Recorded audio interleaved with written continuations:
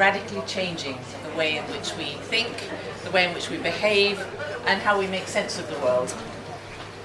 And how we are as researchers, in some ways for the good and in some ways not for the good. If we look at how our lives have changed in the last 10 years or so, we all know the effects of technology. It's very well documented and we've lived it. It's changed our own behaviour. We work longer hours in spite of the fact that technology is supposed to be helping us out and making us work more efficiently. In my experience, the experience of almost everybody I've spoken to, the opposite is true. We spend more time because of technology, and particularly because of internet. We're constantly wired, we're constantly on alert. If you just think of your reaction if you lost your mobile phone, it's a sort of hysteria, it's a sort of 3-year-old tantrum, because it's impossible these days to be out of contact in that way. So technology is changing how we live, how we work, and that's self-evident. We spend more and more time online. For instance, just a couple of examples of that. In the US, children 8 to 18 spend 40 hours a week on media. I mean, that's an extraordinary amount of time, isn't it? And with brains that are sort of growing and developing. What are the effects of that? In Korea, children aged between 3 and 5 spend more than 4 hours a week online. Of course, there are benefits. I mean, nobody's denying that, but there's a price to pay. And what I'm asking is, what does it mean for research and for researchers? Well, we can start with our brains. Our brains are very malleable. They're a collection of neural pathways which can be strengthened if we use them, and weakened if they don't. So it's a use it or lose it sort of situation. If we use certain neural pathways, they go stronger and they reinforce certain behaviours. So there's a growing body of work that suggests that digital technology is extremely good at reconfiguring the way in which our neural pathways are working. And that in turn changes the way in which we behave. Now that's not necessarily a problem. All previous technologies from cavemen have changed.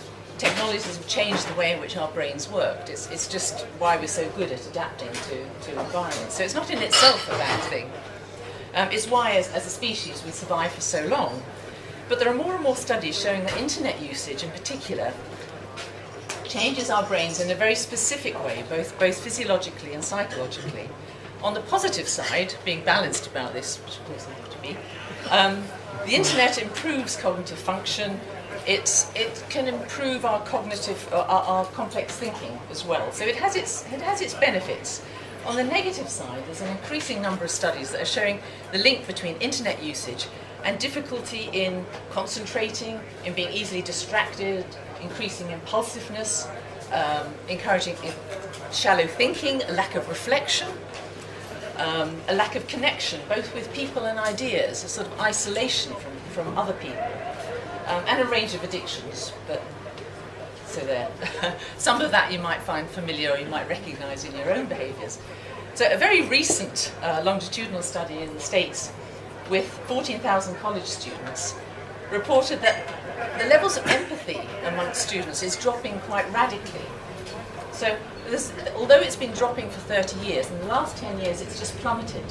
So the feeling of students' sense of connection with their peers is becoming undermined. Now, you know, association is not causation, and it's difficult to say, well, this is the cause of, the internet is the cause of this drop in empathy. But the association is there, and there are more and more studies looking at this.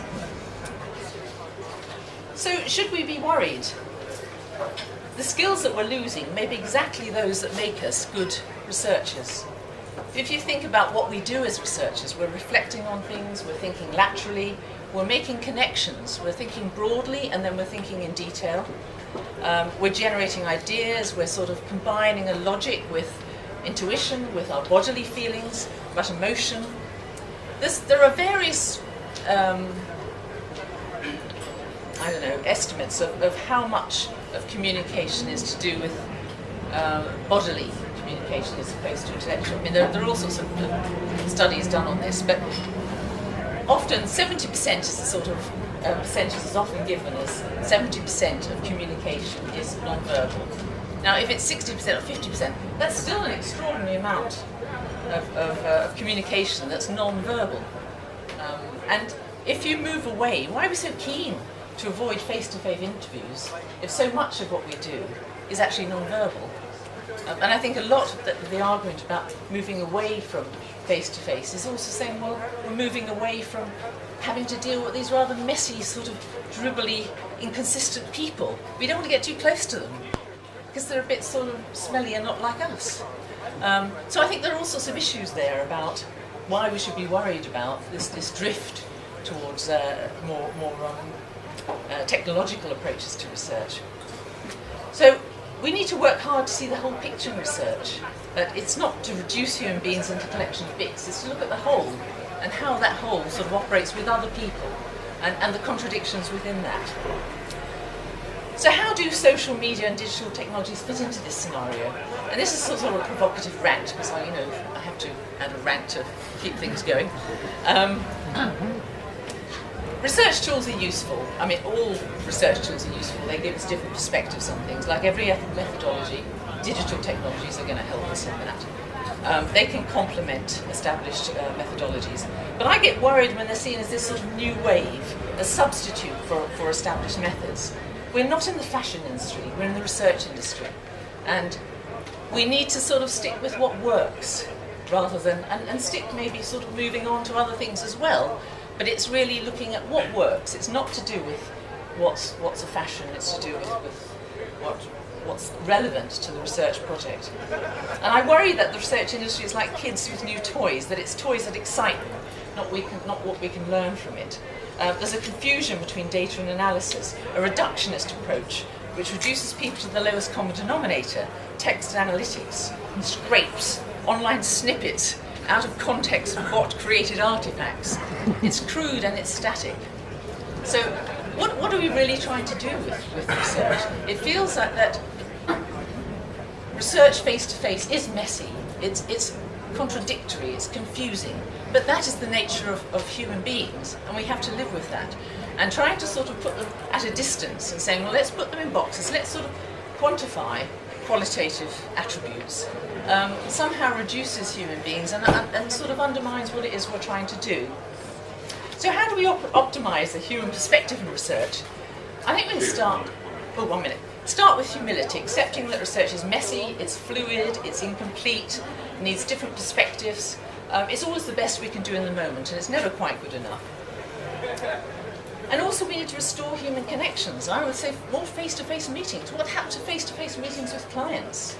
To be briefed. It was so much more efficient than these endless emails back and forth.